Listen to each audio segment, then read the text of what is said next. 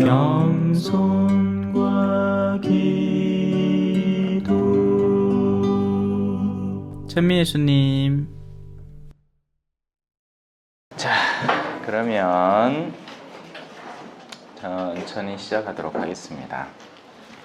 성부와 성자와 성령의 이름으로 아멘. 하늘에 계신 우리 아버지, 아버지의 이름이 거룩히 빛나시며 아버지의 나라가 오시며 아버지의 뜻이 하늘에서와 같이 땅에서도 이루어지소서. 오늘 저희에게 일용할 양식을 주시고 저희에게 잘못한 일을 저희가 용서하오니 저희 죄를 용서하시고 저희를 유혹에 빠지지 않게 하시고 악에서 구하소서. 아멘. 성부와 성자와 성령의 이름으로 아멘. 찬미 예수님. 저한테는 요즘이 시즌입니다. 이제 사순이 특강 시기가 돼가지고 지난 월요일에는 지곡성당에 특강 갔다 왔고 어제는 대전에 어디더라? 천안의 청당동 성당. 오늘은 죽도 성당이 또 저녁에 있어요. 그래서 오늘은 수업이 총 3개입니다. 지금 하고 오후에 가서 또 장성 성당 하고 또 저녁에 가서 죽도 성당 해야 되기 때문에 힘을 좀 아껴야 돼요. 하루에 3번의 강좌는 진짜 이거 속이 허해지거든요.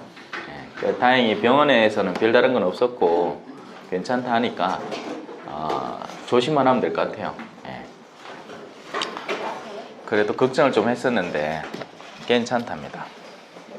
자, 지난 시간까지 우리는 로마서 1장 19절까지 했습니다. 하지만 다시 인간의 죄와 하느님의 진노로부터 시작을 해서 그 주제로 들어가 보겠습니다. 18절부터 읽어가면서 들어갈게요.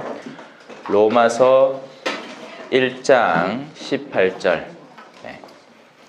자, 불의로 진리를 억누르는 사람들의 모든 불경과 불의에 대한 하느님의 진노가 하늘에서부터 나타나고 있습니다. 이에 대해서 제가 지난 시간에 한참을 설명을 드렸어요. 인간의 불의가 어떻게 진리 자체를 억누를 수 있는지 혹시 모르겠거든 나중에 유튜브 찾아보세요. 자, 그리고 하느님의 진노는 하느님의 가장 합당한 분노의 표출이라는 것, 그리고 인간은 그럴 만큼 합당하게 화를 낼 수 없다는 것, 인간의 화는 자기 스스로의 오류에 많이 감싸여 있다는 것, 그래서 그 점을 조심해야 한다는 것에 대해서 지난 시간에 말씀을 드렸습니다. 이제 19절로 한번 넘어가 봅시다. 하느님에 관하여 알 수 있는 것이 이미 그들에게 명백히 드러나 있기 때문입니다. 사실 하느님께서는 그것을 그들에게 명백히 드러내 주셨습니다. 자, 이 말이 의미하는 것은 과연 무엇일까? 하느님에 관하여 알 수 있는 것은 무엇일까? 여러분 스스로 먼저 생각을 한번 곰곰이 한번 해보셔야 될 것 같아요. 제가 지난 시간까지의 강의들을 제가 다 모니터링 또 새로 하거든요. 들어보면 저 혼자 진도 나가는 것 같아요. 저 혼자 와 나간다고 그럼 여러분들이 따라온다고 하는데 이게 지금 뭔 소리를 하는지 신부님이 뭘 얘기하는지, 왜냐하면 내가 나중에 들어도 이런 부분은 좀 천천히 했어야 되겠구나 하고 생각을 할 수밖에 없는 겁니다. 자,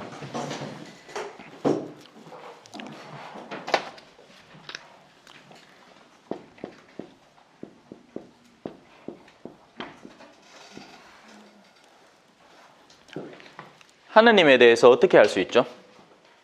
라는 질문에 여러분들은 여러 가지를 찾을 겁니다. 그죠? 성당 가면 되지요. 기도하면 안 됩니까? 또 뭐? 떠오르는 대로 브레인스토밍이라고 합니다. 막 폭풍 치듯이 머리에서 떠오르는 생각들을 일단 꺼내놓는 것. 그걸 피조물을 잘 바라보면서 성경, 야 상조된다. 누구? 박수 쳐야 돼. 성경.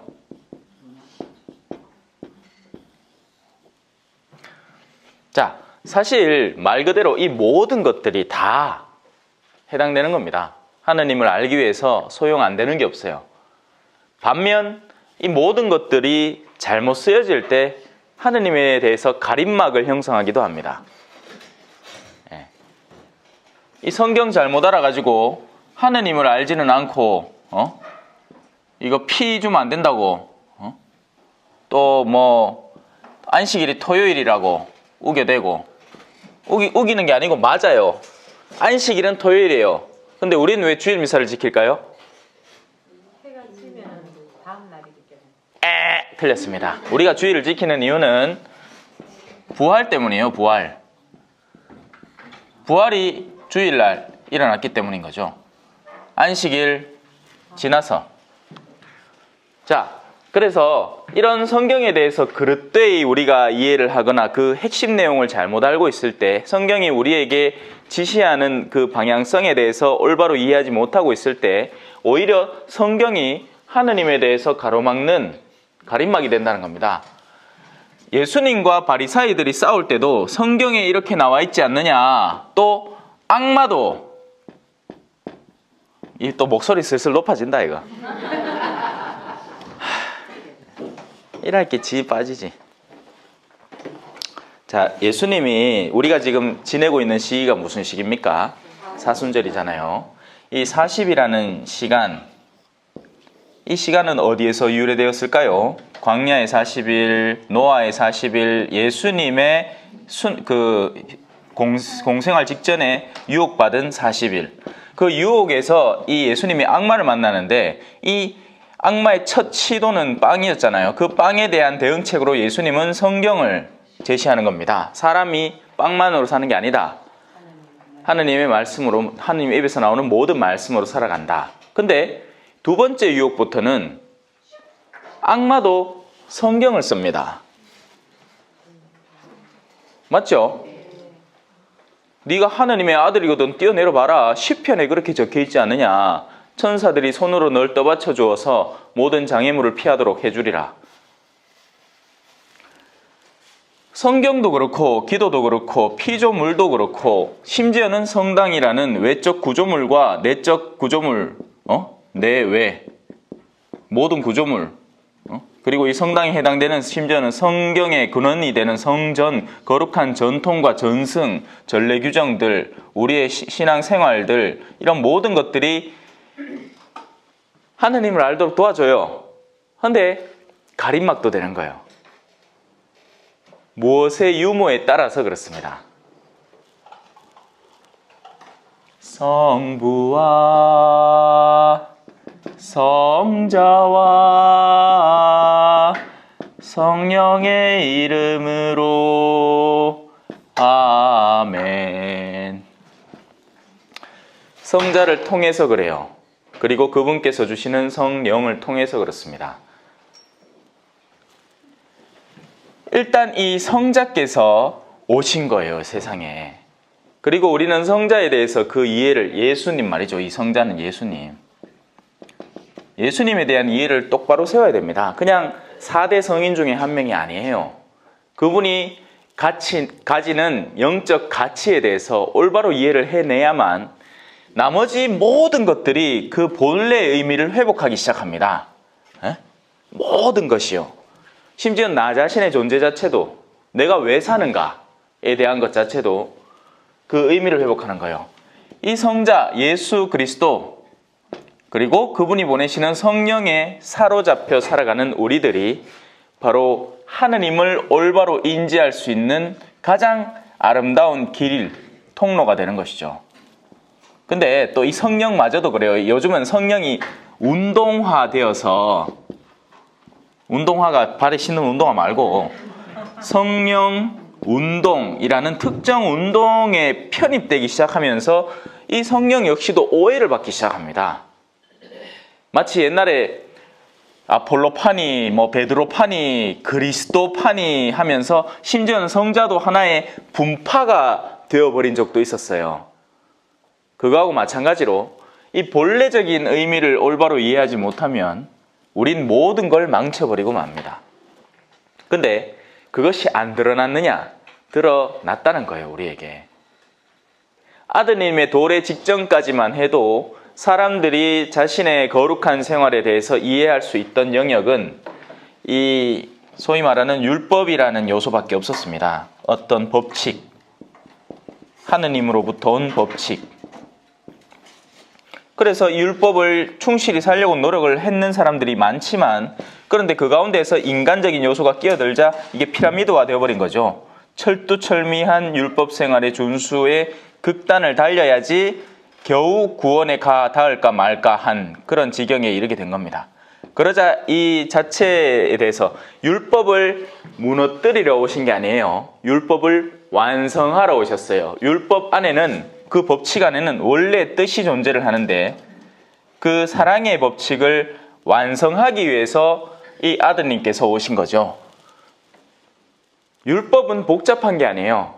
율법을 왜 지켜야 될까요? 율법이 의도하는 바가 뭘까요? 율법은 무엇을 말하는 거죠? 하지 마, 해, 이런 건 해, 이런 건 하지 마. 그런 것들이 궁극적으로 추구하는 건 뭘까요?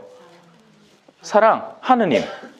우리가 예수님이 가장 크게 이렇게 제시하신 하느님에게 다가가고, 그 하느님에게 다가감을 통해서 내 이웃을 내 몸처럼 사랑하기 위해서입니다. 맞죠? 말로야 맞지, 그죠? 근데 그게 그리 되나? 지금도 마음속에 원수가 한 4-5은 되는데 남편부터 시작해서 자식도 원수고 다 원수라.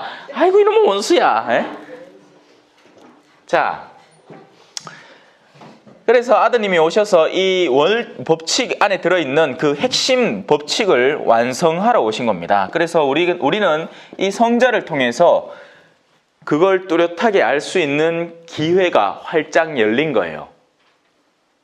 누구든지 구리뱀을 보기만 하면 불뱀에 물린 자리가 낫는 겁니다. 이 정도만 하고 넘어갈게요. 왜냐하면 지금 이거는 다시 또 다 해가 할 수 없거든. 자, 그 말이 이 말인 겁니다. 하느님에 관하여 알 수 있는 것이 이미 그들에게 명백히 드러나 있기 때문입니다. 무슨 말인지 이제 감은 잡으셨죠? 그건 바로 외아드님이 오셨다는 거예요. 예수 그리스도께서 이 땅에 도래하셨다는 거죠. 그리고 그분의 말씀과 행적으로 사람들이 하느님의 참된 의도에 대해서 이해할 수 있게 되었다는 겁니다. 왜? 예전에는 가리워져 있었으니까. 그리고 지금도 비슷한 상황이에요. 수많은 사람들이 성당 안에서 높은 자리를 탐합니다. 아닌 게 아니라. 수많은 사람들이 성당 안에서 자신의 부유함을 자랑하고 싶어 해요. 신부님과의 인맥을 이용하고 싶어 하고, 하여튼 뭐 여러 가지 요소들이 성당 안에 수도 없이 많아요. 성당 안에서 뭐 애터미 파는 사람, 아메이 하는 사람, 뭐 그건 기본이고, 그 기본 이렇게 이상하다 마는. 세고 셌다 할긴 해. 억심 안 해. 그게 다 뭐 하자는 겁니까? 핵심은 쏙 빼놓고 성당의 외적 요소들, 하느님께 우리를 데려갈 수 있는 모든 요소들을 망쳐가고 있는 거죠. 예? 성전을 장사 강도들의 소굴로 만들고, 기도의 행위를 교만의 행위로 만들고, 성경을 엉뚱한 내용들만 쏙쏙 뽑아내서 하느님에게서 엇나가는 길로 인도하는 지침서로 만들어버리고, 피 묻지 말라 개떡하면서, 성당 자체를, 그죠? 이게 성당이나 성전이나 뭐 똑같은 개념이겠지만 사실은 다른 개념이에요. 성전은 여러분이 성전입니다. 성당은 그런 성전들이 모여서 평안하게 자신들의 제사를 드릴 수 있는 외적 공간을 성당이라고 할 수 있는 거죠. 심지어는 그 성당마저도 망쳐버리는 겁니다. 뭐? 오만 거 다 지감해.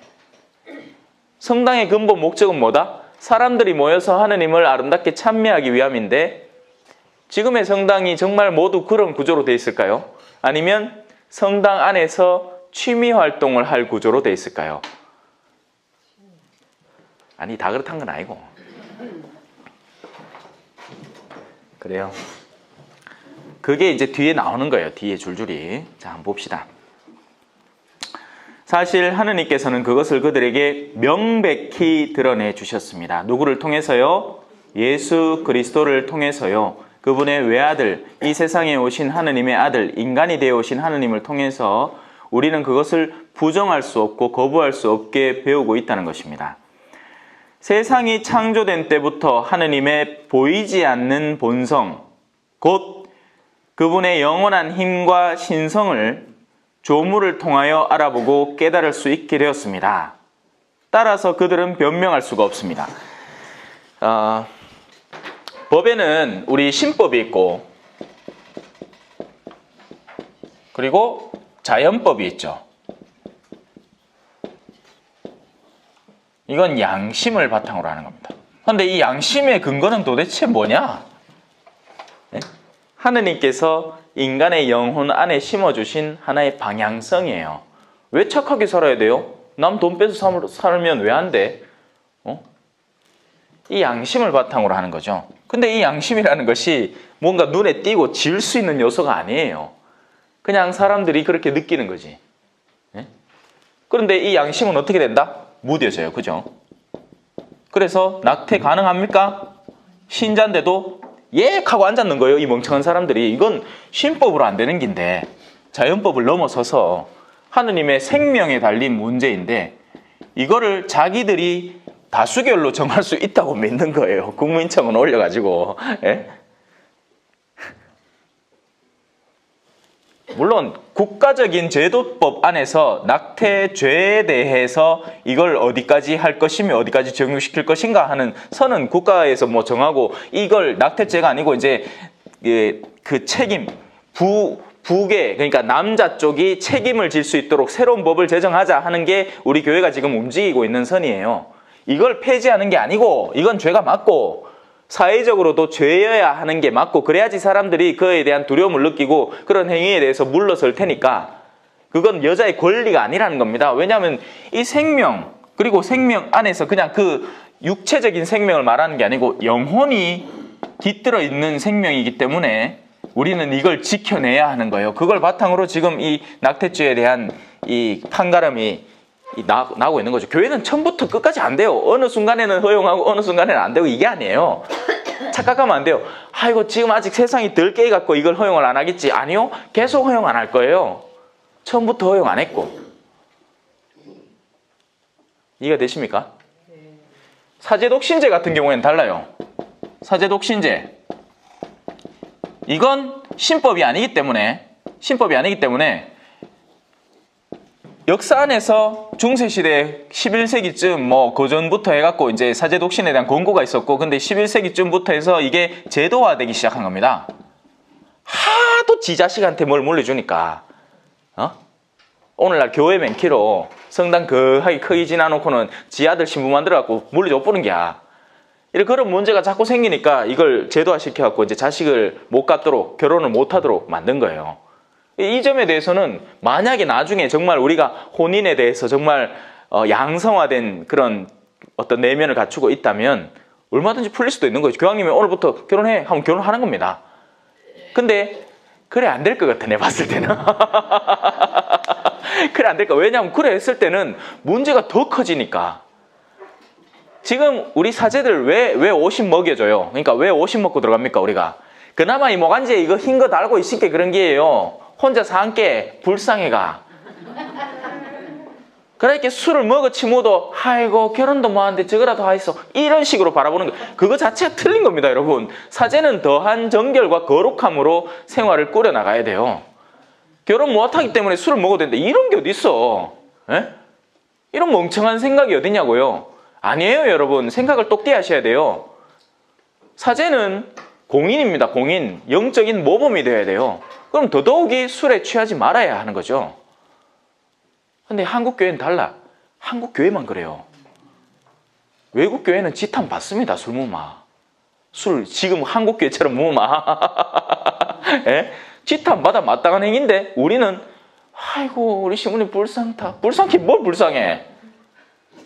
뭘 진짜 불쌍해야 되겠어요? 그 신부가 나중에 하늘나라 가서 하느님을 대면해서 지금까지의 삶 속에서 열매를 맺지 못했을 때 얼마만한 하느님으로부터 수치를 당할까? 그게 진짜 불쌍한 일 아니에요?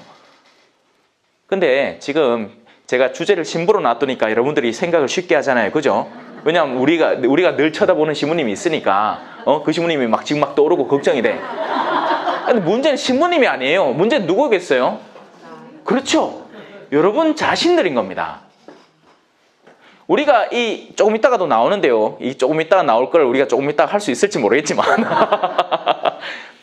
심판하지 말라라는 계명이 나오는 이유가 바로 그거예요. 우리는 곧잘 다른 이에 대한 관점은 철두철미하게 이렇게 분석해낼 수 있어. 그런데 그 안에 내가 이제 들어가기 시작하면 나는 뻥 찌는 거예요. 그게 내 이야기였나? 마치 다윗이 나탄 예언자가 와가지고 진짜 아이고 임금님요, 내가 비유를 하나 들어드릴게요 하고는 다윗 이야기를 비유로 얘기한 거예요. 어느 부유한 사람이 양을 100마리나 갖고 있었는데 옆집에 이쁜 양이 하나 있어가 그걸 혹 빼들어 와붙다 아닙니까? 어쩌까해 가있기는 뭐 그래 나쁜 놈이 있어? 지금 여러분들이 신부가 그렇게 살면 안 된다 하기에 맞습니다 신부님, 신부가 그렇게 살면 안 되죠. 여러분도 그렇게 살면 안 되는 거예요. 예? 누군가를 험담하고 누군가를 미워하고 누군가를 증오하고 가정에 소홀하거나 자식들에게 신앙의 가치를 올바로 전해주지 않고 냉담하는 자녀들이 생겨났다면 그에 대한 책임감이 분명히 여러분에게도 존재한다는 거죠. 100% 자유로울 수 없다는 거예요. 우리 그 연대감 속에서 살아가야 된다는 겁니다. 누군가에게 자꾸 책임을 던져갖고 그 사람만 고치도록 하는 게 문제가 아니고 나는 왜 사는가? 그들에게 명백히 드러난 그 계시 앞에서 나는 지금까지 어떻게 살아왔는가? 왜 이런 이야기를 오늘날 이 마신보를 통해서 듣는 게 처음같이 느껴지는가? 지금까지는 안 들렸나? 들었다는 거예요, 여러분이. 수많은 전례 활동들, 사순, 부활, 연중, 대림, 성탄, 사순, 부활, 연중, 대림, 성탄 뺑뺑 돌아가면서 몇십 년을 들어왔다는 겁니다. 관심이 없었던 거죠. 관심이 없었던 거예요. 저는 지금 여러분에게 똑같은 얘기를 하는 것뿐이에요. 다만 그걸 여러분들이 이해할 수 있도록 좀 더 풀을 뿐입니다. 근데 이 풀이를 했건 안 했건 여러분에게는 이미 처음부터 드러나 있었어요. 언제부터? 예비자 교리 때부터. 만약에 성인이 돼서 이 교리를 받았다면, 어린 시절을 받았다면 더 했지. 몇 년을 주일학교를 다녔는데. 그럼 주일학교 쌤들이 맨날 어디 일본 여행 가자, 중국 하기야 그때는 일본이고 중국이 없다. 요새 그렇지. 예? 맨날 그 여행 계획만 짜고 놀거리만 찾아줘요? 아니에요. 교리를 해요. 그리고 그 교리 속에서 우리는 반드시 예수 그리스도의 순환과 죽음에 대해서, 그분의 사랑에 대해서, 그리고 성령에 대해서, 하느님에 대해서 배웠다고요. 근데 그게 어딨냐는 거지. 그만큼 우리의 정신이 뻥져 있었다는 겁니다. 어딘가에 중독된 상태로 살아왔다는 거예요. 언제부터? 아주 어릴 때부터. 아주 먼 옛날 하느님께서 세상이 창조된 때부터 하느님의 보이지 않는 본성, 곧 그분의 영원한 힘과 신성을 바로 그 조물들을 통해서 알아보고 깨달을 수 있게 되었습니다. 따라서 그들은 변명할 수가 없습니다. 천둥이 치면 오늘날도 마찬가지예요, 여러분. 우리는 천둥을 흉내낼 수 있습니다.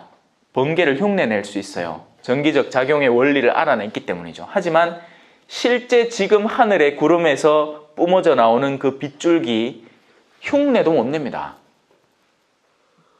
그 어마어마하고 광활한 힘 앞에서 우리는 주눅드는 게 정상이에요. 쓰나미가 지표 해저에서부터 뿡 해서 그렇게 밀려오는 그 파도가 이 육지에 몰아닥칠 때 쓰나미라는 걸 원리는 이해를 해요. 그래서 쓰나미가 오는구나. 옛날 사람 같으면 어땠겠어요? 쓰나미가 오면 아이고 하느님께서 진노하셨나 보다라고 생각했을 텐데 우리는 적어도 이해는 하는 기라. 근데 그 쓰나미를 막아낼 힘도 없고 그 쓰나미를 예방할 힘도 없어요. 여전히 자연의 힘은 그 자연의 힘, 그 거대한 힘 앞에서 우리에게 하느님의 모상을 드러내는 겁니다. 그분의 위대함을. 그런데 우리는 자꾸만 교만해지는 거예요. 그걸 다룰 수 있다고 생각하는 거죠. 과학이 그 모든 문제를 타개할 수 있다고 믿는 겁니다. 아니에요, 여러분. 우린 갈수록 교만해지기만 하는 거예요. 오히려 옛날 사람들은 겸손하기라도 했어. 몰라 쓴 게. 그래, 우리 할머니 같은 경우에도 선왕당에 물 떠놓고 빌었다는 거지. 자식 잘 되게 해달라고.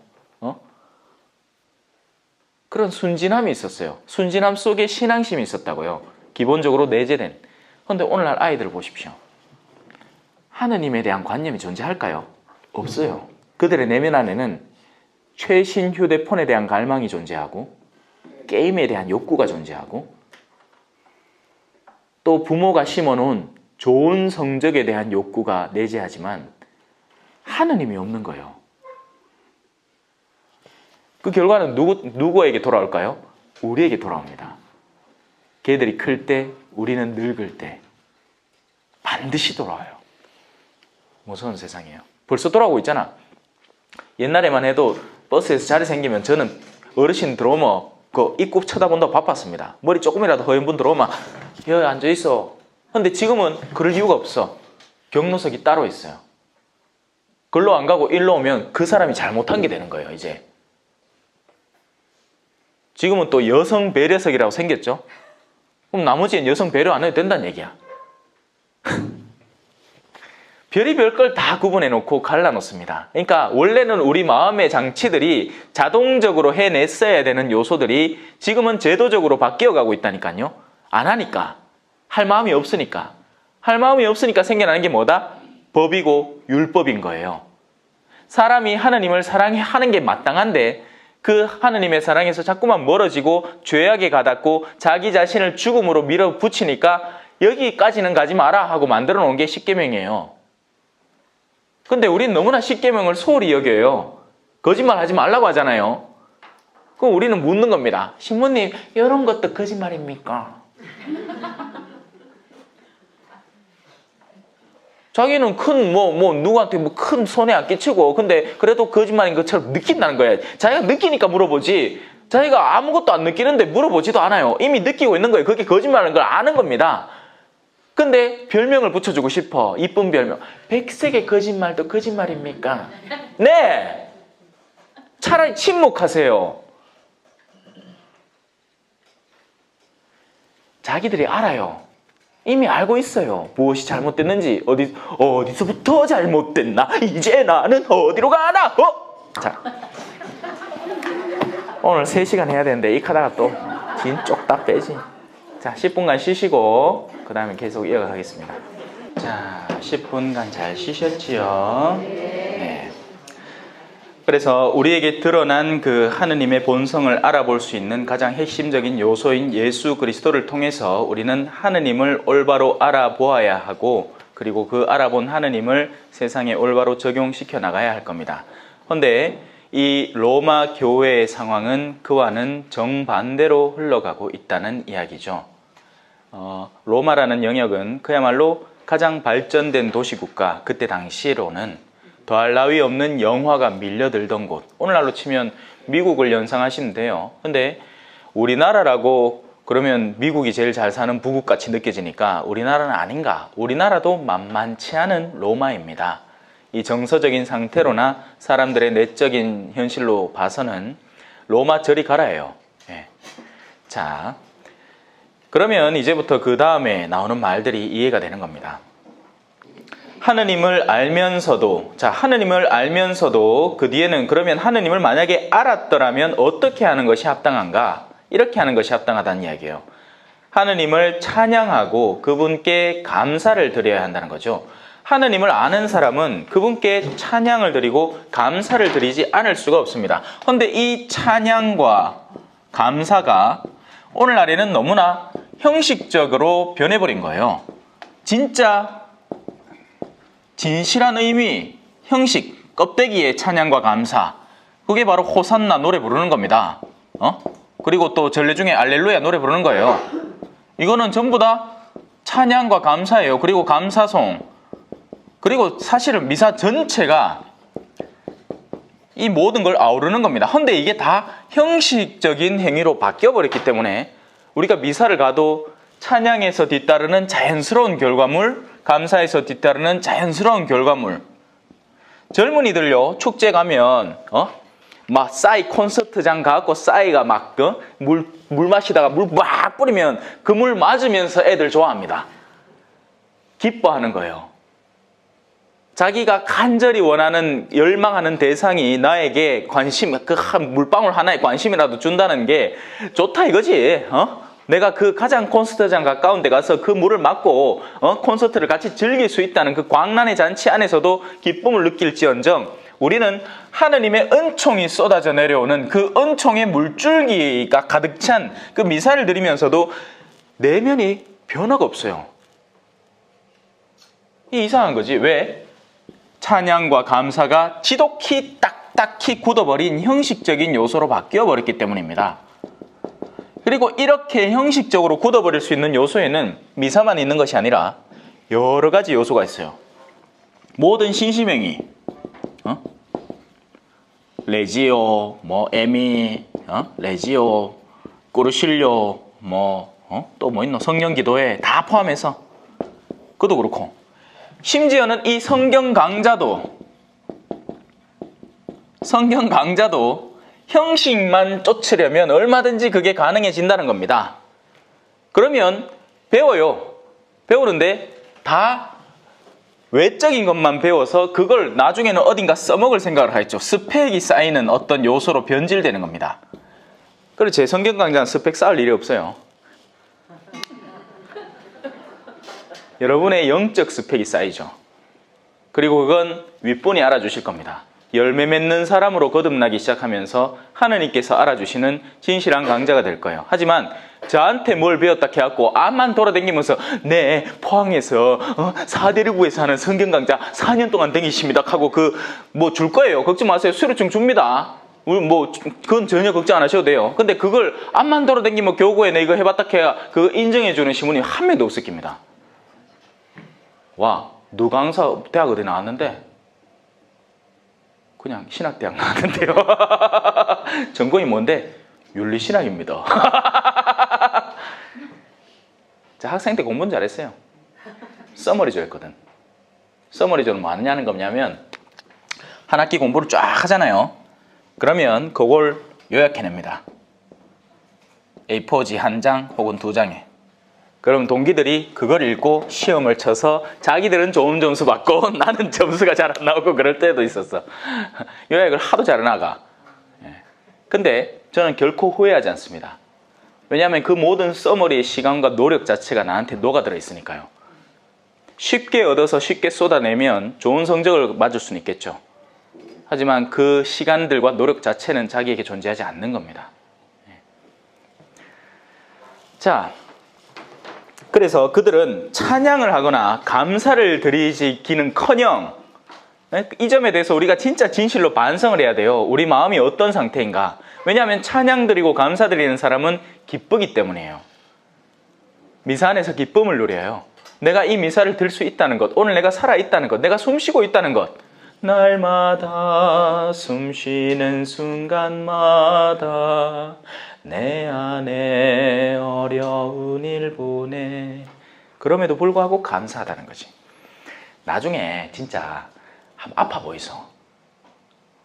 한번 아프면 금방 알아요. 제가 한동안 술을 이제 끊고 있거든요. 근데 왜하다가 가끔씩 포도주 생각이 납니다. 그래갖고 포도주를 많이도 아니고 요 한 3분의 2잔 정도 해갖고 그날 저녁은 이렇게 한번 마시고 자는데 이제는 술 마시는 그 기분이 너무나 기분 나쁜 거야. 막 찌지부리한 그 느낌, 내가 맑은 상태에 있지 않다는 느낌이 들면서 막 기분이 막 나빠지더라고요. 예. 우리가 아프기 시작하면 정상 상태를 그리워하게 됩니다. 근데 그 아픔이 꾸준해지면 그냥 그 상태로 굳어버려요 또. 예. 이게 중독이 그렇게 일어나는 거죠. 중독됐다는 건 어딘가 아프다는 건데 내가 아프다는 걸 인지하지 못하면 중독을 즐기기 시작해요. 내가 누군가에 대해서 사정없이 험담을 한다는 건 내 영혼이 어딘가 아프다는 얘기예요. 근데 그것 말고 다른 대체제가 없으니까 험담하는 그 일시적인 쾌락이라도 얻자는 거지. 험담하면 속이 시원해지니까. 근데 그건 실제 나를 개선시키는 영역이 아니에요. 오히려 나를 더 타락하게 만드는 거죠. 그리고 내 험담을 듣는 주변 사람들이 다 아는 겁니다. 이 사람은 입만 열면 투정 부리고 험담하는 사람이라는 걸. 투덜대기만 하는 사람이라는 걸. 그것도 속는 것도 한두 보이지. 아파서 투덜대는 건 맞는데 세상에 그만큼 안 아파 본 사람은 별로 없는 거예요, 솔직히. 자, 그래서 오히려 생각이 허망하게 되고 우둔한 마음이 어두워졌기 때문입니다. 어리석은 마음. 어리석다는 건 똑똑하지 않다는 게 아니에요, 여러분. 우둔한 사람, 하느님의 지혜에 어두운 사람이라는 말입니다. 진정한 빛을 인지하지 못하는 사람. 그러니까 우리의 감각기관이 여러 개잖아요.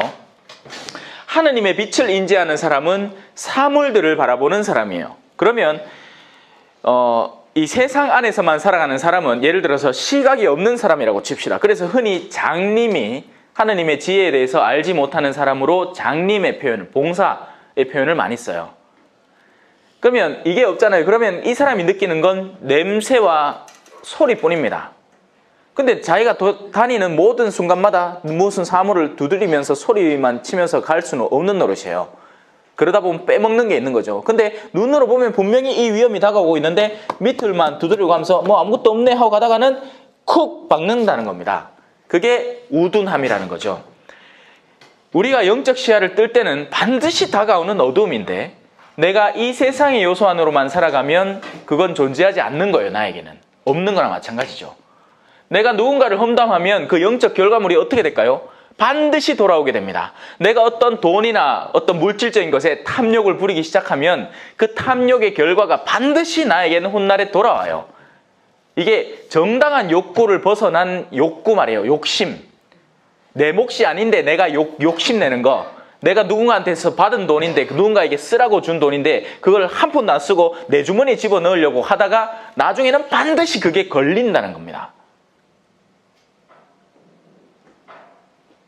그러면 그 수치가 가중되는 거죠. 근데 이게 우둔한 사람 눈에는 보이지가 않는 거예요. 자기 욕심이 너무나 크기 때문이에요. 잘 알아들어 주셔야 되는데 여러분 제가요 눈은 작아도 보는 것만 아시면 돼요. 그 정도로 넘어갑시다. 자, 그들은 지혜롭다고 자처하였지만 바보가 되었습니다. 그러니까 최종적인 멸망에 들어가는 사람은 모두 바보예요. 맞습니까? 틀립니까? 맞다고 동의하셔야 돼요. 근데 그 멸망에 들어갈 사람이 이 지상 생활 동안에는 어떻게 드러날까요? 정말 똑똑한 사람으로 드러납니다. 한 자매, 정말 교묘하게 요 사람들의 내면을 요만큼 반쯤 속여놓고 요 사람들은 마음을 이렇게 조정시켜서 이 근처로 못 다가오게 만들어놓고 해서 자기 득과 실을 따져가면서 막 똑똑하게 사는 사람인데 나중에 저 밑에 가 있어봐. 그럼 지상에서는 정말 최고의 똑똑함을 보인 사람이에요. 남편에게 뭐 이렇게 가림막 쳐서 남편이 내가 돈 운영을 어떻게 하는지 모르게 만들어 놔놓고는 또 자식들한테도 늘 우는 소리 해가지고 때만 되면 용돈을 타내는 거야. 그래갖고 자기 금고가 막 늘어나고 있는 거예요. 근데 남편한테는 마이너스 통장 빚으면서 내 돈 없다 캐쌌고 자식들한테도 야 내 무슨 날이야 내 아픈데 내가 검사 받아야 돼 하면서 돈을 막 뜯어내는 거야. 이 사악한 여인. 사악한 여인이에요. 사악한 여인. 수악한 여인이에요. 속임수에 완전히 기민화되어 있고 여러분 그게 웃을 일이 아니에요. 굉장히 사악한 겁니다. 이거. 탐욕이 극에 달해 있는 거예요. 그러니까 막 돈이 자신을 만족시켜주는 거지 신이나 친교나 우정 없는 겁니다. 그 내면 안에 마음속에 마음이 얼마나 사악한지. 그 결과가 어떻게 되겠어요?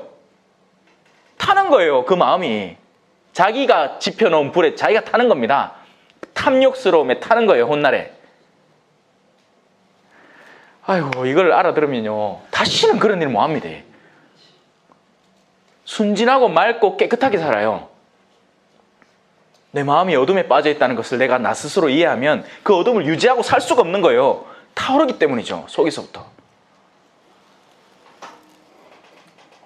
그래서 그들은 지혜롭다고 스스로 자처하고 있겠지만 바보가 되는 겁니다.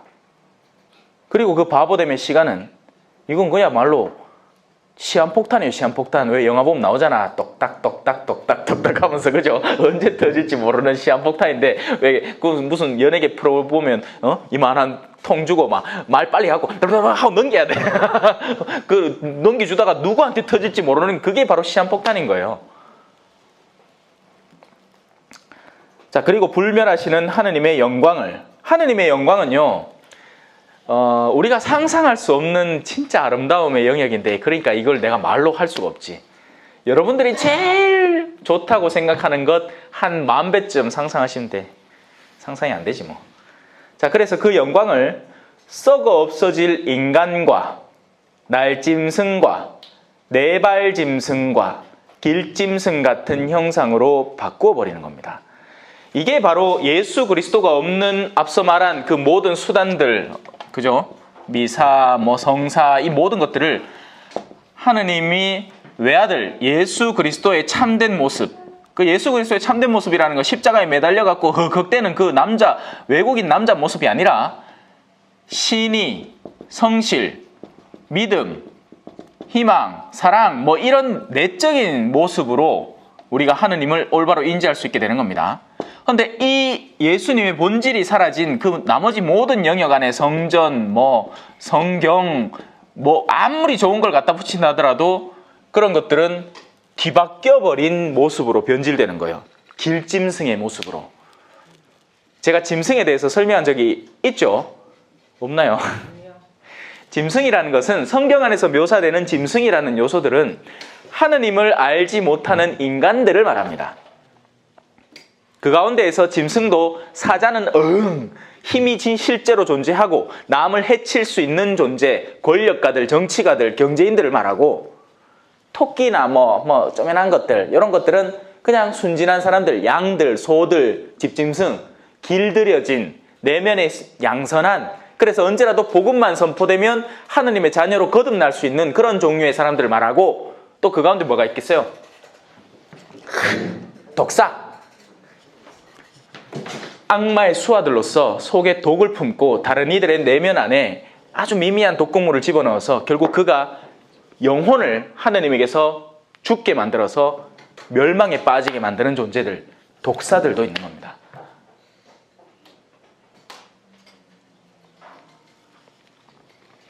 들짐승, 길짐승, 날짐승. 날짐승이라는 건 명상이나 이런 이 지상적인 요소를 통해서 좀 더 높은 곳을 보지만 완전한 하느님의 지혜는 가닿지 못한 그런 짐승들을 말하죠. 스님들쯤 되겠다. 네? 명상하면 지혜가 높아지거든요. 하지만 예수 그리스도의 참된 지혜, 십자가의 지혜를 올바로 깨치지 못한 이상은 날라만 다니는 거예요. 다른 사람보다 넓게 보지. 그래서 다른 사람들이 니 고래 가면 부부 사이에 싸운대 하면 실제로 싸워요. 네? 근데 그들의 한계점에 도달하는 겁니다. 세상을 읽어낼 수는 있지만 풍수지리나 이런 것들을 통해서 그건 원래 학문이에요, 학문. 근데 우리는 그걸 점을 본 데 쓰지. 예? 근데 역학을 또 해도 되는 게 아니야. 왜? 오늘날 역학을 한다는 사람 치고 진짜 역학을 하는 사람이 없어요. 아무도 없어. 풍수지리라는 건 그런 거잖아. 무덤터를 보는데, 집터를 보는데 어디가 좋겠냐는 거지. 그럼 당연히 볕 잘 들고 물이 스며들어서 고여있지 않고 그런 영역을 찾으려면 저기 산이 있고 저기 물이 흐르는 곳이 있고, 그래서 이 영역을 쓰면 자연스럽게 물도 그치지 않고 계속 위에서부터 비 올 때마다 물이 내려오고 그런 요소들이 다 배치가 되는, 그게 풍수지리인 건데, 그런 학문을 하라고 해놓은 어떤 요소들을 이게 우리가 미래를, 운명을, 예언을, 우리의 운명을 점치는 도구로 써버리는 겁니다. 무식한 사람들이 그렇게 하는 거예요. 제발 좀 돌아다니지 마소. 그런데 자, 이렇게까지 얘기했는데 또 간대. 참, 할 말이 없다네. 그래서 하느님께서는 그들의 마음이 욕망으로 더럽혀지도록 내버려 두시오. 바로 이 욕망이라는 것 있잖아요. 이게 참 재밌고 신비한 요소인데요. 인간의 욕망. 이 욕망은 거룩한 은총으로 거룩한 욕망이 될 수도 있고,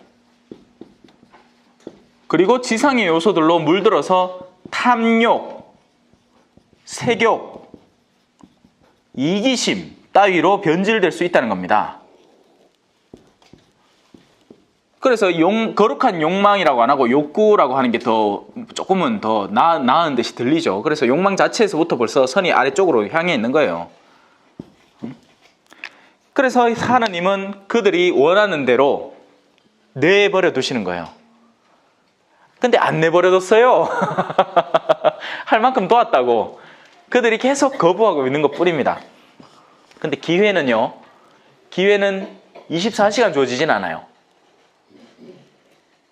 기회는 마치 내가 선한 길을 가다가 하고 관심을 잠깐 흐트는 순간 내가 반대편의 길을 갈 수 있는 기회가 생기잖아요. 그런 기회가 24시간 있지는 않아요. 나는 일단 내 길을 가는 겁니다. 그러다가 어쩌다가 한번 만나는 거죠. 그러면 그 기회가 뭐라는 걸 인지를 하고 나는 내가 가는 길이 좋은 길인 줄 아니까 이 기회를 그냥 줘버리는 거예요. 아니, 나 이번 기회는 쥐지 않을래. 어제도 제가 이제 마치고 들어오는데 시부님들이 이제 술 한 잔을 하시는데 저는 그 기회를 그냥 과감하게 맛있게 드십시오 하고 방으로 쉬어야 됐으니까 쉬어야 되니까. 예. 그것도 앉았다가는 또 몇 시간을 또 이야기하고 또 그러다 보면 또 시부님도 술 거하게 하실 거고 그러면 안 될게. 자, 반대편도 마찬가지입니다. 내가 설령 어둠의 길을 간다 하더라도 나에게는 돌이킬 수 있는 기회들이 주어집니다. 지금의 이 수업 자체가 하나의 기회일 수 있어요. 하지만 끝까지 저항하면 안 되는 거죠. 끝나는 거예요. 근데 기회는 반드시 하나님 주십니다. 하지만 갈수록 그 기회를 만날 시간, 공간, 그 실제적인 만남의 기회들이 무뎌지고 사라져가요. 안 그렇겠어요? 네? 24시간 술자리에 앉아있는 사람이 술을 안 마실 기회를 얼마나 몇 번 얻겠습니까? 또 반대로 술에서 자꾸 멀어져가는 사람이 술자리에 초대받을 기회가 얼마나 많겠어요? 한두 번 초대하겠죠. 그러다가 야는 더 이상 안 먹는다는 걸 알면 더 이상 안 불러요. 벌써 그 흐름이 형성되어 버린다고요. 내 동기들은 더 이상 나를 술자리에 안 찾습니다. 알아. 요셉이 자는 안 먹더라. 술 줘도 안 먹더라. 제일 좋은 술을 중국집 가갖고 막 우리가 막 회식을 거하게 하고 막 무슨 주 이가두주 뭐 북경 꼬랑주 뭐 이런 거 진짜 좋은 술 꺼내도 냄새 맡고 먹지도 않더라 하는 걸 알면 그 다음부터는 재미가 없기 때문에 초대 안 해요. 그럼 나는 그런 기회에서는 배제되는 거죠. 갈수록. 여러분도 마찬가지인 겁니다. 여러분이 기회를 만들어내는 거예요. 더 거룩해질 기회와 혹은 더 멸망해갈 기회들을. 하느님께서는 그들이 마음의 욕망으로 더럽혀지도록 내버려 두시어 그들이 스스로 자기들의 몸을 수치스럽게 만들도록 하셨습니다. 몸은 뭐다? 하느님의 성전입니다. 성령께서 거하시는 하느님의 성전이에요. 그런데 그 하느님의 성전에 다른 요소들이 들어있다면 그것이 수치스러움이 되는 거죠. 빨개벗고는 목욕탕에 있어도 돼요. 목욕탕은 빨개벗고 샤워를 하는 곳이에요. 그런데 거실에서 빨개벗고 있으면 창문을 닫아야 돼요. 근데 빨개벗고 광장에 나가면 어떻게 되겠어요? 쪽팔린 일이 되죠. 수치스러움이 그때부터 시작이 되는 겁니다. 있어야 할 영역이 아닌 곳에 어떤 존재가 있는 거예요. 우리의 몸은 하느님의 거룩한 영을 수용을 해서 사랑을 실천하도록 되어 있는 몸입니다. 그런데 그 몸을 가지고 누군가를 자꾸 미워하고 증오하고 험담하고 자신의 이기심에 사로잡히고 교만해지는 그런 흐름이 계속될수록 우리는 수치스럽게 만드는 거예요. 우리의 몸을. 여러분들이 자랑스러운 아들이 있잖아요. 그죠? 왜냐하면 그 아들이 여러분들의 뜻을 충만히 이해하고 정말 야는 내 뜻을 너무나 잘 알아주고 그 뜻을 충만히 이룬다는 아들로 자랑스럽게 내비치는 아들이 있을 거 아닙니까? 하느님께도 마찬가지예요. 왜 아닐까요? 그래서 하느님은 외아들 예수를 자랑스러워 하시고 그분을 따르는 그분의 길을 걷는 이들을 모두 자랑스러워 하는 겁니다. 그리고 반대로 수치스러워 하는 이들도 있죠. 그들은 하느님의 진리를 거짓으로 바꾸어 버리고 창조주 대신에 피조물을 받들어 섬겼습니다. 이게 오늘날 현대교회 안에서 실제로 일어나고 있는 일들입니다. 사람들이 정말 창조주 하느님의 영광을 위해서 일하고 있는 게 아니라 자기 자신들의 유익을 위해서 일하는 순간 피조물을 받들어 섬기는 사람들이 돼요. 창조주께서는 영원히 찬미받으실 분이십니다. 아멘 하고 한번 짚고 넘어갑니다. 다시 본질을 회복하기 위해서. 이런 어두운 이야기들을 하다 보면 우리의 정신이 자꾸 어두운 것만 생각하거든요. 근데 우리가 이 이야기를 왜 애시당초 시작했는지 바오로 사도는 방향을 되돌려서 창조주께서는 영원히 합당하게 마땅하게 찬미를 받기 위해서 지금 이 가르침을 계속하고 있다는 얘기예요. 그래서 어두운 가르침을 할 때는 조심해야 돼요. 사람들이 어둠에 빠져버리거든. 그리고는 자신의 죄책감에 시달리는 겁니다. 아니 그게 목적이 아니에요. 거기에서 벗어나라고 거기에 시달릴 이유가 없다고. 우리가 마음만 바꾸면 창조주의 영광 안에서 기쁘고 즐겁게 살아갈 수 있다는 것을 회복하라고 그 가르침을 주는 거지. 니 똑바로 살아래. 뭐 우리 왜 흔히 양심성찰 뭐 하잖아요, 그죠? 판공 때 되면 우리 공동 사제락 해갖고 양심성찰 책 뭐 종이 하나 딱 주면 일개 나는 주의를 올바로 지켰는가? 미사 10분 전마다 들어왔나 막 이렇게 싸면서 한 개씩 전체 읽으면 막 미칠 것 같아. 막 내가 막 미친 죄인인 것 같고. 근데 그러라고 그거를 하는 게 아니고 그런 만큼 그게 어두운 만큼 그게 싫은 만큼 빠져나오라고 하는 거예요. 그래서 성경의 가르침 중에서 어두운 파트는 그만큼 빛을 역으로 더 드러내기 위해서 가르치는 거예요. 잊지 마세요. 자, 이런 까닭에 하느님께서는 그들을 수치스러운 정욕에까지 넘기셨습니다. 이게 통상적인 욕구도, 밥을 먹다가도 왜 우리가 너무 많이 먹었다. 아이고 오늘 내가 욕심 좀 냈네. 아이고 위가 좀 찌끈찌끈하게 아프네. 아이고 너무 많이 먹나 하면 그것도 사실은 수치스러운 일이에요. 음식을 준비를 하는데 내 식구들이 평소 먹을 양을 내가 알아서 그 합당하게 준비를 하면 되는데 어느 날은 내가 손이 커져가지고 너무 많이 준비를 했어. 그 남은 것들을 버리면서 느끼는 게 바로 그런 종류의 수치인 거죠. 근데 그건 미약한 잘못이에요, 여러분. 물론 그것도 의도적으로 자꾸 반복되면 심각해지는 겁니다. 하지만 일상적인 영역에서의 오류들이 있을 수 있어요. 거기에 너무 시달리지 마세요. 자, 지난 시간에도 얘기했잖아요. 남자가 여자를 바라보면서 이성적인 매력을 느끼는 것 자체가 죄가 아니에요. 그죠? 그런 환경에 자기를 막 집어넣는다든지, 내가 신부인데 디스코텍에 가서 막 이런 미니스커트 입은 아가씨들 막 어쩔 수 없이 많이 봐야 된다든지, 외국에 놀러 가고 의도적으로 누드 비치를 가본다든지, 이렇게 하면 나는 그게 수치스러운 일을 가중시키는 일이 되겠지만, 정상적인 영역 안에서 내가 지나가다가 어느 광고판에 무슨 소주 포스터를 봤는데 그런 아리따운 아가씨가 있잖아요. 그때 갑자기 마음이 어머야 이쁘다 하는 마음이 든다고 해서 그건 일시적인 오류고 그건 죄가 아니에요. 근데 문제는 뭐냐, 그 정도를 어느 정도 하다 보면요 사람들이 그 이상을 찾는다는 거예요. 우리의 평균적인 욕구의 선 안에서 우리가 오류를 저지르고 회복할 수 있는 그 선을 넘어서기 시작하면 그 자체로 수치스러운 정욕들이 있어요. 뭐 예를 뭘 들어드릴까요? 남편 월급이 200만 원인데 400만 원짜리 백을 원하는 그 자체가 수치스러운 정욕인 거죠. 이게 꼭 무슨 뭐 여기 적힌 것처럼 남자끼리 욕구를 탐내서 둘이 막 항문 섹스를 하고 그래야지 수치스러운, 그건 당연히 수치스러운 거지만, 근데 오늘날에는 심지어는 그것마저 오늘날에는 심지어 그것마저 정당화시키는 세상이 됐다니까요. 미국에서는 섹스를 적으라, 그러니까 미국 섹스를 적으라는 게 성별을 적으라고 하면 남자 여자가 있는 게 아니고 남자, 여자, 남성 트랜스젠더, 여성 트랜스젠더, 양성애자 뭐 다 적어야 돼. 그게 국가적이고 제도적으로 보장되고 있는 세상이 되었다니까요. 자본주의 사회에서는 뭐든지 되니까 돈만 내면.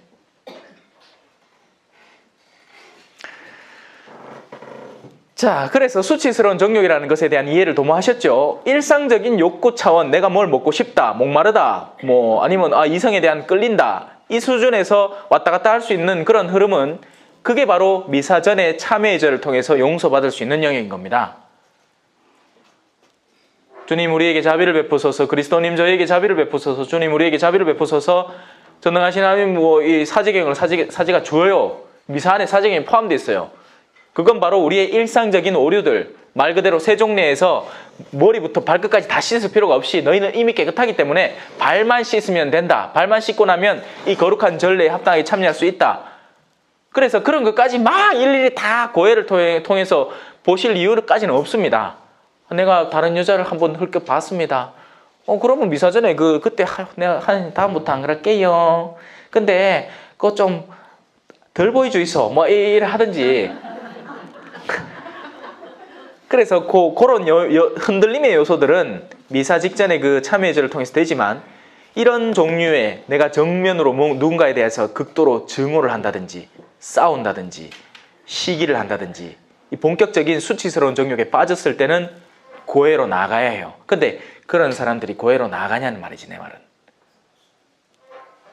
지가 지 스스로 아는데, 알고 의도적으로 행했는데 좀처럼 안 나가요. 한번 그렇게 수치스러운 정욕에 푹 빠져버리잖아요. 그때부터는 피하기 바쁩니다. 그렇게 피하기 바쁘니까 뭘 보느냐? 판공을 봐요. 자기 주인시부님한테 못 보는 거예요. 그때 더 주인시부님한테 봐야 돼요. 그래야지 다시는 안 빠져요.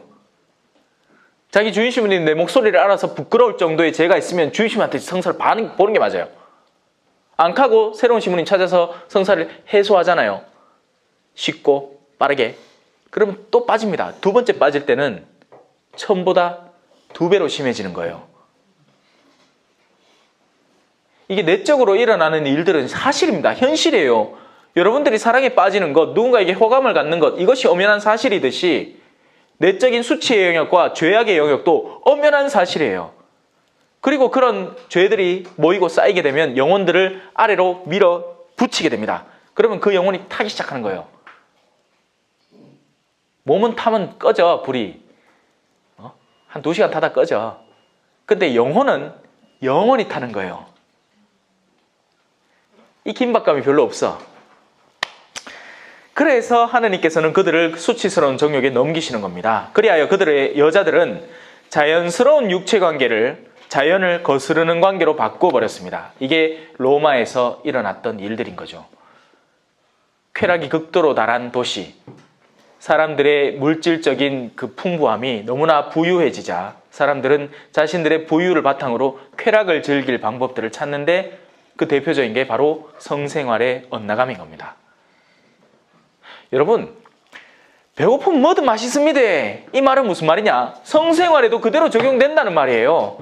여러분들이 정말 여기 뭐 남자분이 2분밖에 없으니까 예를 들어서 아내의 그런 주기를 올바로 존중을 하고 내가 기다릴 줄 알고 참는 내성을 지녀서 그런 것들을 합당하게 훈련하면 아내와의 자리가 매번 황홀할 수밖에 없습니다. 그런데 남자들이 그렇게 안 한다는 거죠. 온갖 음란물이 팽배한 가운데 자신의 성적 판타지가 도를 넘어서 가지고 막 날아다니니까 내가 평소에 먹어서 맛있어야 할 음식이 맛없게 느껴지는 거예요. 여자들도 마찬가지입니다. 환상에 얼마나 젖어 사는지 원래 내 남편이 하느님께서 나에게 허락하신 내 배우자인데 나는 배용준 얼굴을 24시간 쳐다보다가 남편을 보면 엄마야 이거 왜 두꺼비가 앉아있니? 깜짝 놀라는 거예요. 두꺼비가 아닌데 여러분들이 이 성경대학에서 봐야 될 신부는 이 얼굴밖에 없어요.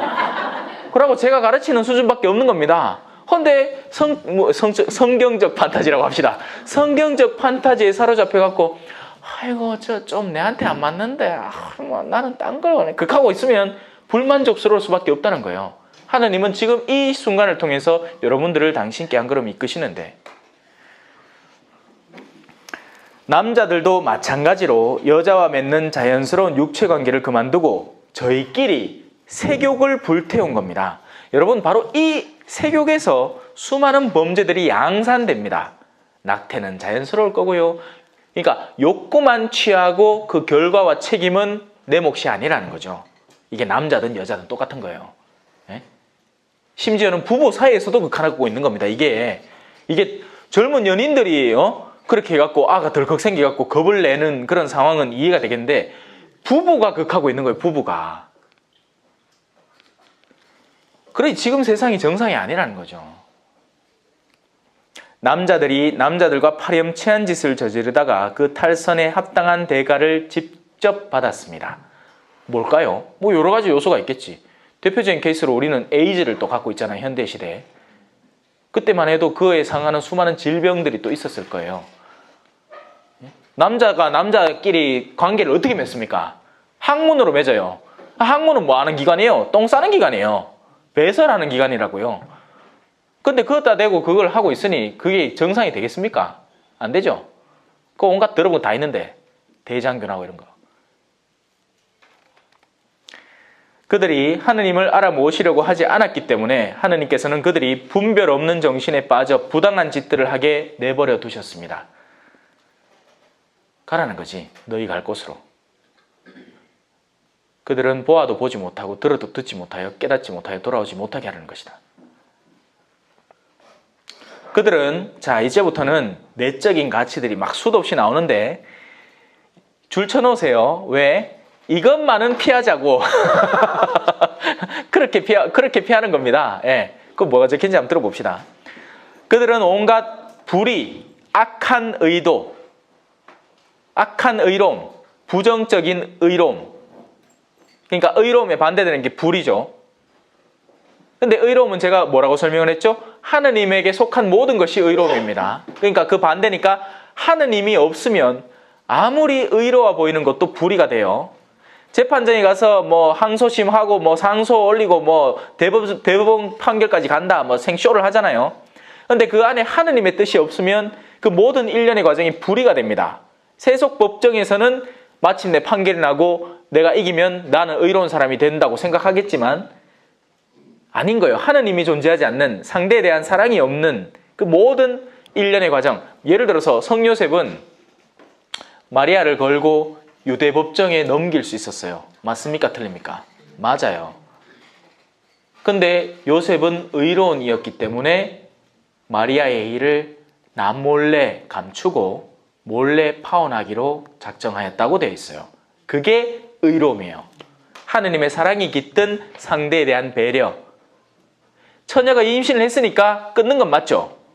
아직까지 내가 그게 천사로부터 지시를 받거나 하느님으로부터 지시를 안 받았기 때문에 지금 내 배우자가 임신을 했어. 그러면 어떻게 해야 될까요? 이 결혼은 더 이상 성사될 수가 없는 겁니다. 그게 의로움 맞아요. 근데 그 의로움을 어떻게 결행하느냐? 만약에 우리 세상 사람 같으면 이렇게 했을 거예요. 동네 사람들! 야 마리아 보소 마리아! 내 야차만하라고 해갖고 내가 이 결혼할 날짜를 받아놓고 약혼을 해놨더만 득배 왔네. 아이고 꼬라이 좋다. 자자자 어서 돌 들고 어서 던지소. 이게 우리가 흔히 하는 의로움의 실행 방법이에요. 내가 의롭다는 거지. 내가 그만큼 의롭다는 거지. 동네 사람들 알아달라는 거예요. 내가 그만큼 의로우니까 그만큼 이 사람을 파괴해달라는 거죠. 그게 험담의 기본 원리입니다. 여러분이 험담을 한다는 건 여러분이 의롭다는 거예요. 그리고 그 사람이 잘못됐다는 거죠. 근데 그걸 듣고 있는 사람이 그 일에 관여됩니까? 안 됩니까? 관여 없어요. 여러분들끼리 해결해야 될 일이에요. 근데 우리는 험담을 통해서 지원군을 얻고 싶어 하는 거죠. 누구? 그 사람에게 돌 던진 사람. 놈 얘기가 아니에요. 우리 얘기입니다. 우리가 불의로운 사람이에요.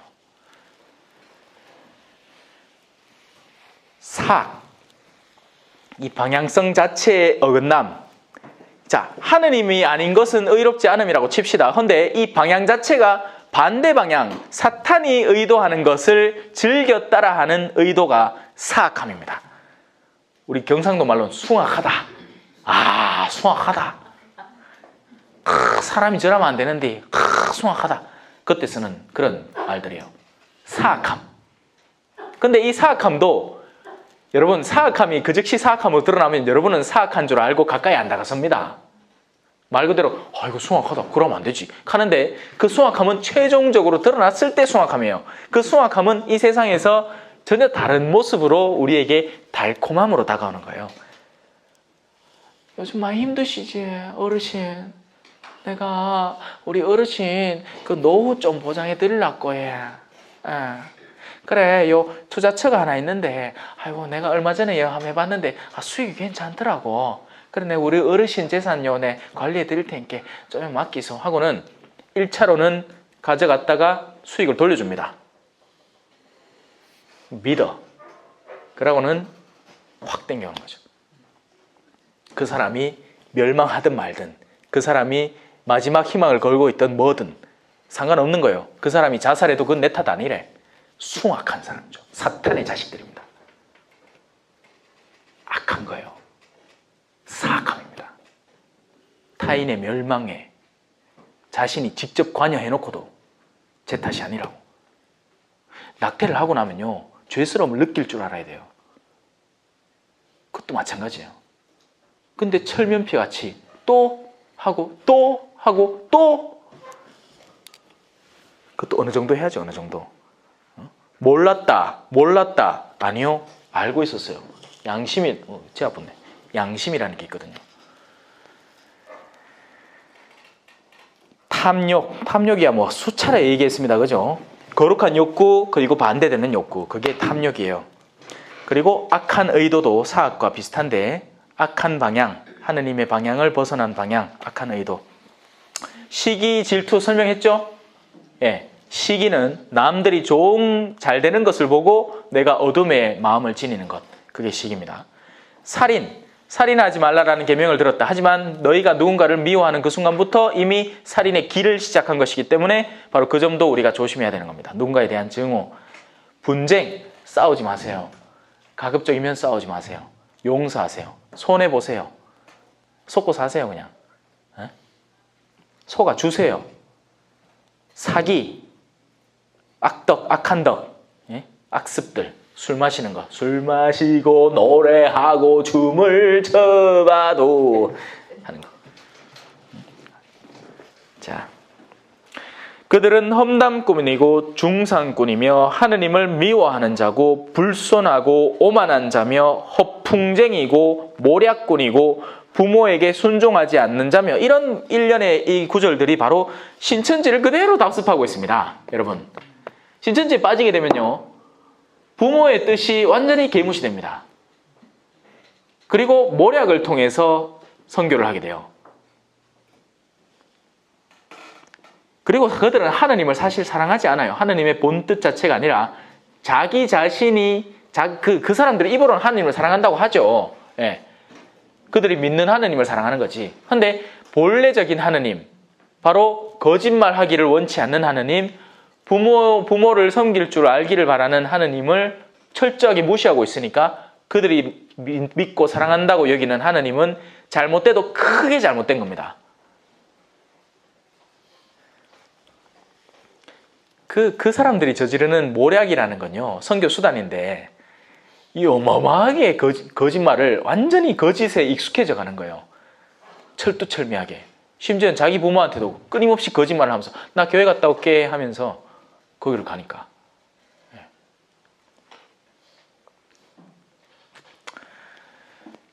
우둔하고 신의가 없으며 비정하고 무자비한 자입니다. 뭐 신천지도 그렇지만 이 다단계에 빠지게 되면 또 비슷한 일들이 일어납니다. 다단계에 빠지면요, 남에게 잘해준다고 세뇌가 당해 있어요. 내가 지금 파는 물건들을 통해서 상대에게 잘해준다고 세뇌하게끔 만들어요. 근데 그게 진짜 잘해주는 거 맞습니까? 그 공동체가 나중에 어떤 결과가 벌어지는지를 모릅니까? 알아요. 이미 자기 스스로에게 벌어진 일이니까 그 일들이 벌어질 걸 알아. 그건 잘 되는 게 아니죠. 그리고 성공 확률이 얼마나 높을 것 같아요? 정말 그렇게 수많은 다이아몬드들이 생겨날까요?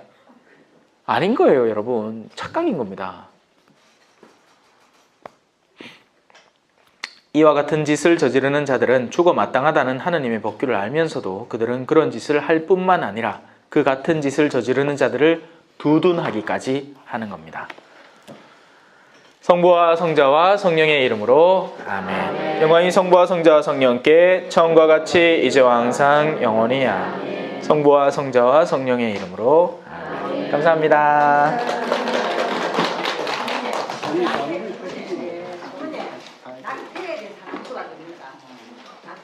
낙태가 되는 건 맞는데 예를 들어서 성폭행을 당한다든지 이런 경우에 안 됩니다. 안 됩니다. 성폭행을 당해서 입찰했다 그런 경우는 안 됩니다. 그것도 안 됩니다.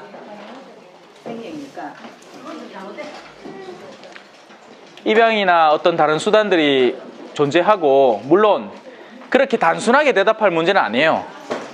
그 당한 성폭행을 당한 이 여성에 대한 정말 극도의 걱정과 고민을 함께 가져야 되죠. 하지만 그 아이의 생명권은 인간이 결정할 문제가 아니에요. 겸손과 기도